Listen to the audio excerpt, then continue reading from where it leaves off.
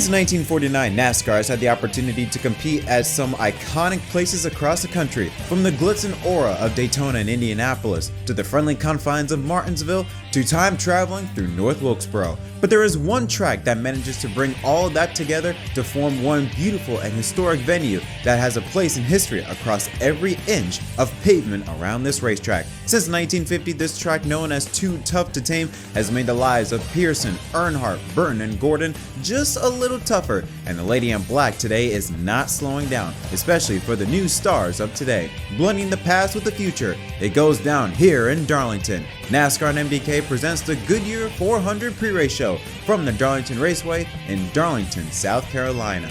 And it is a beautiful, but boy, it is going to be steamy here in Darlington. Temperature going to be in the high 80s, low 90s. It can reach 2% chance of rain. Luckily, the wind speed about 50 miles an hour south-southwest through the racetrack. But again, we are expected to go racing here today. Time is scheduled for 3:12 p.m.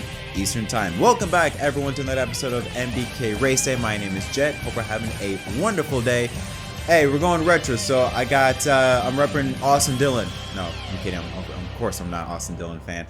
Let's see. We got Earnhardt shirt, Earnhardt jacket, Earnhardt hat. Obviously, I'm representing Earnhardt today for a throwback weekend at the Darlington Raceway for now the 10th year we're doing this here at Darlington. So now always anytime and jump right into it. Let's take a look at the point standings following Martinsville. Now, even though 2025 has been mainly Toyotas that have been winning the races, is the Chevrolet camp, specifically HMS, that's leading the charge. The top three all HMS drivers. William Byron still holds the points lead, 16 now ahead of Kyle Larson. Chase Elliott, with his top 5 run at Martinsville last week, jumps up 3 spots to now third, minus 32. Christopher Bell jumps up a spot, minus 40 or 35 I should say, tie with Alex Bowman. Denny Hamlin, with his win, jumps up ahead of his two 2311 drivers, Tyler Reddick and Bubba Wallace. Joey Logano in 9th, back inside the top 10 with his teammate Ryan Blaney, minus 66. Here's a look at the next pace. Chris Buescher loses 2 spots. Briscoe and Chastain gain a spot each. Ryan Preece, another solid run for him, jumps up 2 spots. And Michael McDowell, who currently holds the final playoff spot, 9 points ahead of Kyle Busch.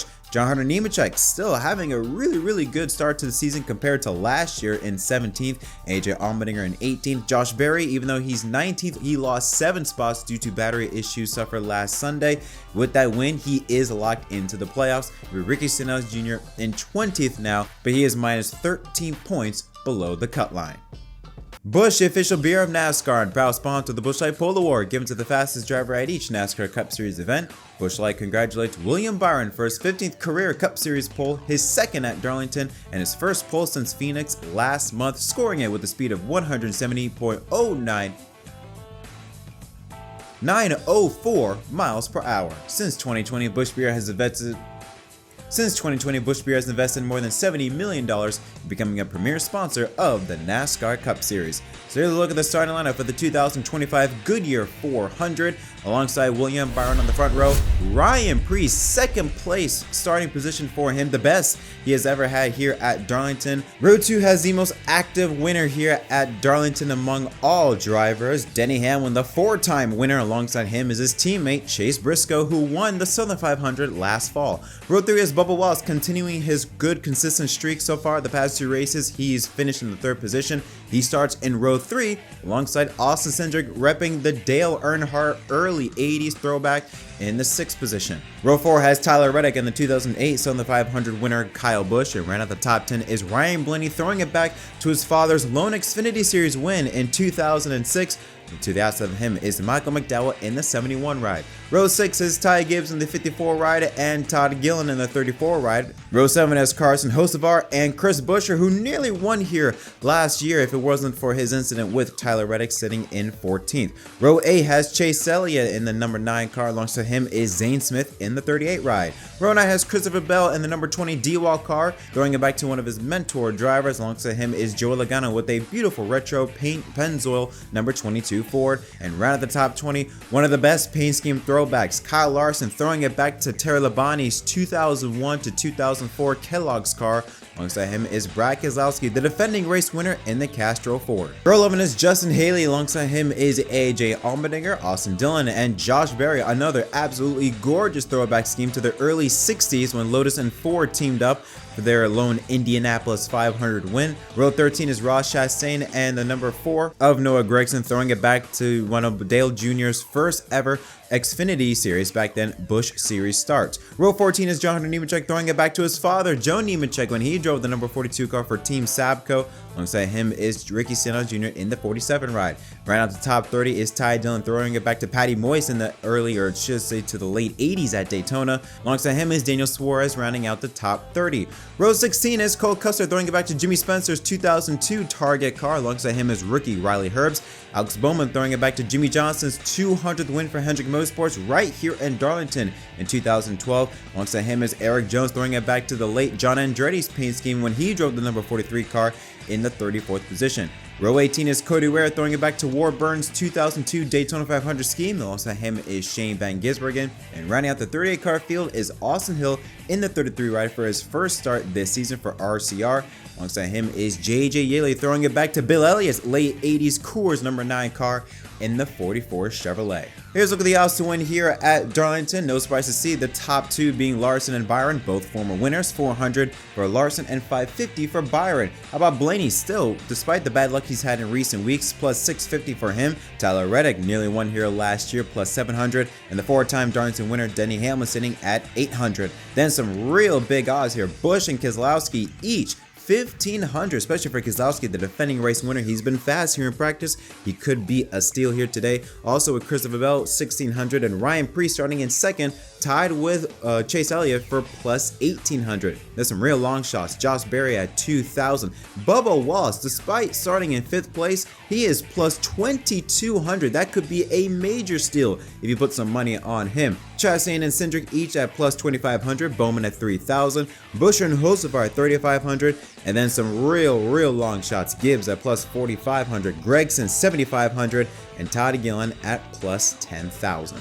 Alright, so what are the storylines heading into Darlington today? Well, one thing I do want to focus on is you look at Toyota, for example. Toyota, they have been the name of the game now I should say the entire season, but especially these past few weeks, not only with Denny Hamlin being a defending race winner or winning last weekend at Martinsville, coming into this race with a ton of momentum, starting in the 3rd position. In fact, of the top 10, most of it goes to Toyotas. They occupy 4 of the spots in the top 10. So a lot of front run speed. So you look at Denny Hamlin. You got to look at also Bubba Wallace.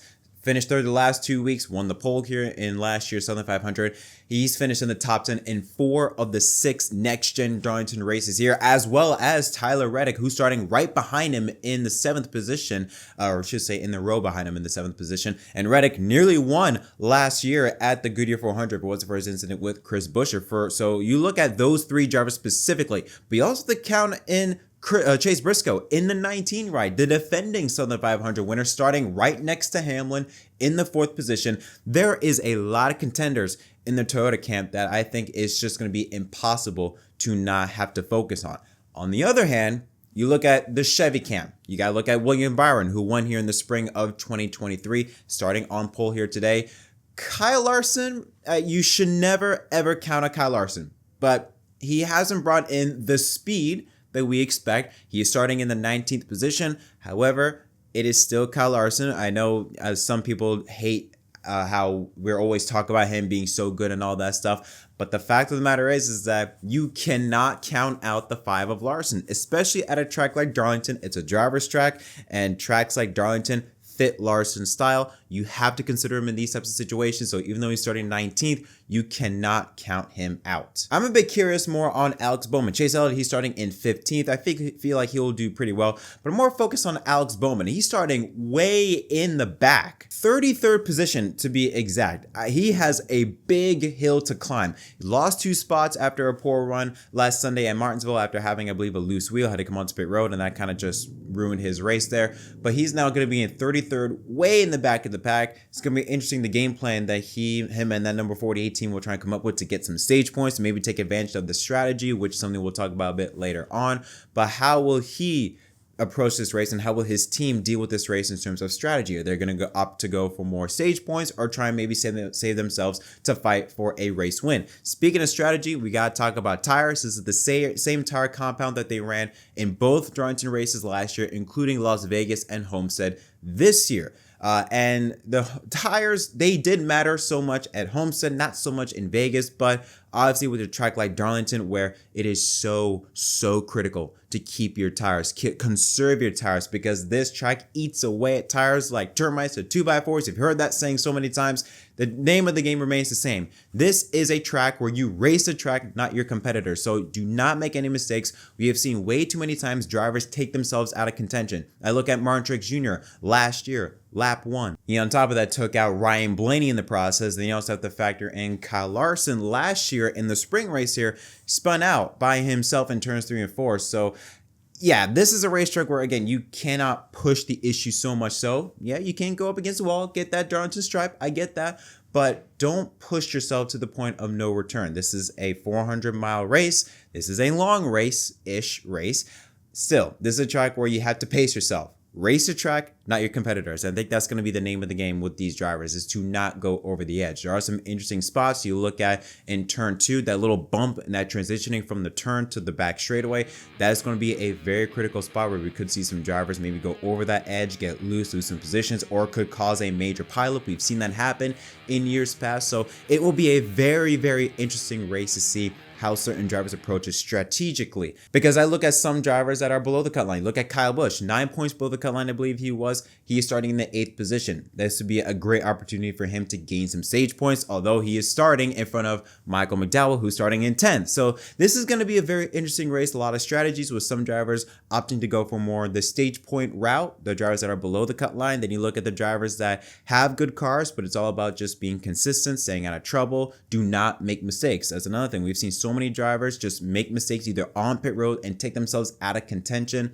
This will be very fun, I feel like. Darlington has always been a favorite of mine, so I'm very interested to see how this race plays out. Let's take a look at my Fantasy Live lineup. So I have William Byron, Bubba Wallace, Austin Cindric, Tyler Reddick, Ryan Blaney, and I got Carson Hocevar in my garage.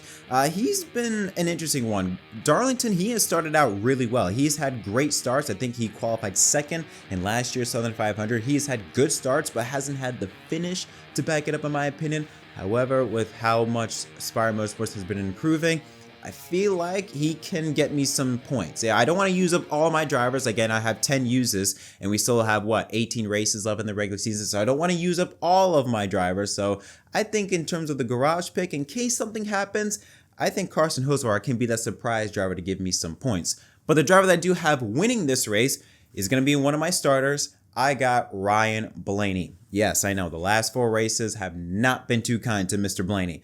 3 DNFs in the last 4 races. 2 of them have been engine failures.